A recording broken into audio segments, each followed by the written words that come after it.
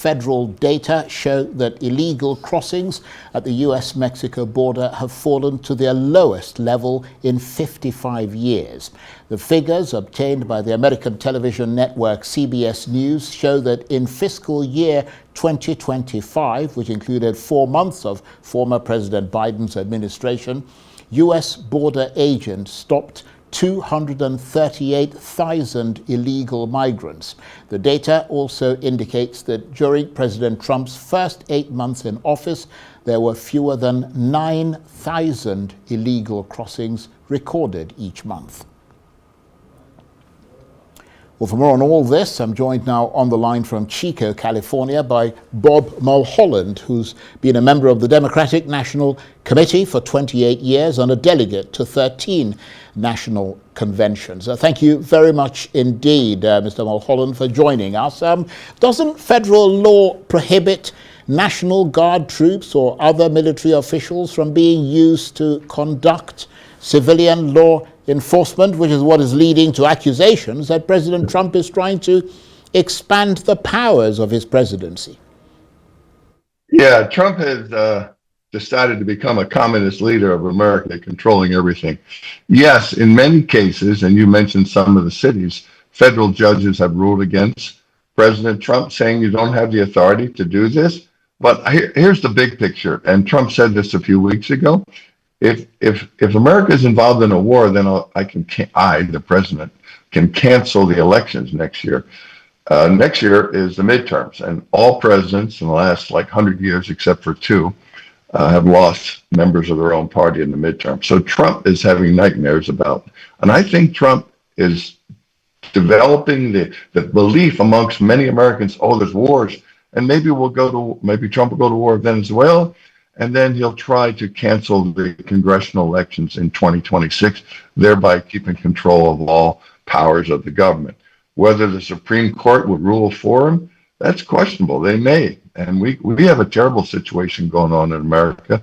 And we have seen in our history where presidents, create a deep state and start creating situations where the people say, oh, God, the president's got to respond. But this is ridiculous. Trump has become the 21st century Nixon. And Nixon, in that interview with the late David Frost, said, if a president does something, it's not illegal. Well, that's a communist.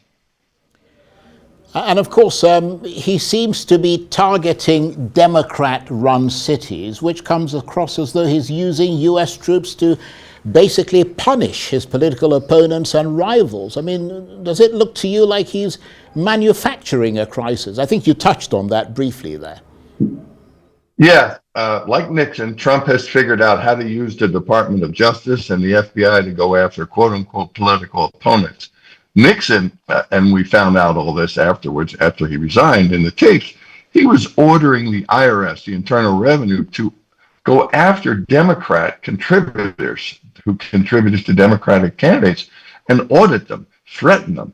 And Trump, just today, the former FBI director, Comey, appeared in court because Trump ordered his attorney general, who's supposed to be independent and just follow the laws of this nation, to arrest Comey as another one of, maybe Comey didn't say a good word about Trump one day.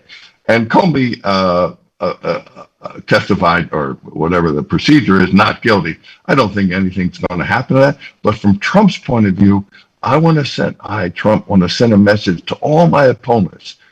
You attack me in the media or some other way in the campaign, I'm going to use the FBI and Department of Justice to go after you. It's just like Nixon. It's a tragedy for America, but my prediction, we'll survive Trump, just like we survived some of the other bums like Nixon and Hoover with the Depression 100 years ago.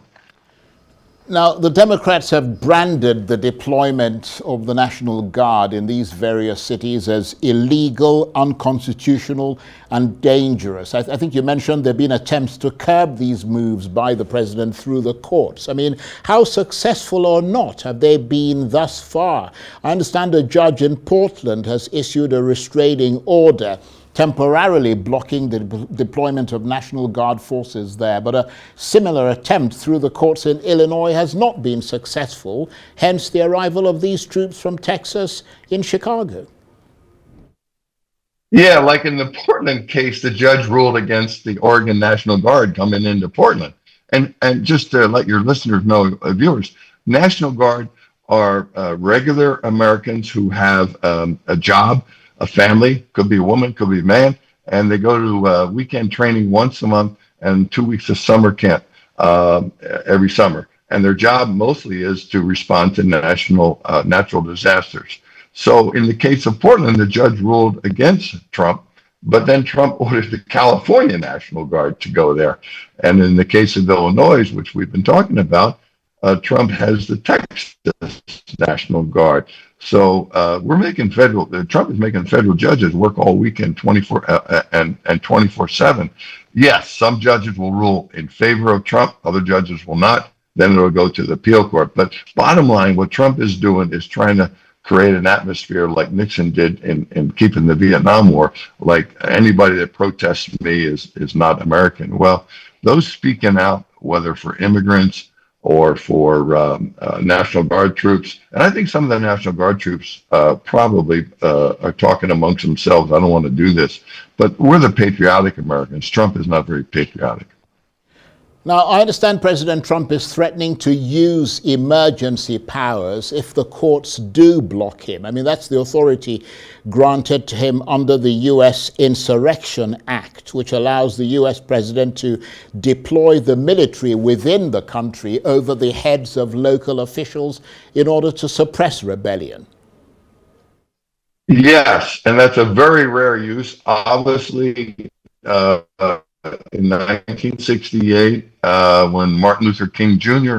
was killed, there was riots breaking out all over the country, and President Johnson obviously had the legal right to use American troops, including my outfit, which I was in ultimately in Vietnam. 101st Airborne went to Detroit. So there is that slight history of that, but that's in very, very limited circumstances. No president should be ordering troops everywhere. And what's interesting, and you pointed out about the blue states, blue cities, is many Republican states like Louisiana have a very high crime rate. The Speaker, Mike Johnson, has a very high crime rate in murder. But it's all designed to tell the American people, me, Mr. Trump, I'm trying to save America. And I do believe, and he is planning to cancel the elections. Let's hope that doesn't happen. I mean, give us a sense of just how divisive an issue this is in terms of public opinion in the U.S. Most Americans in polls are against the use of federal troops going into cities.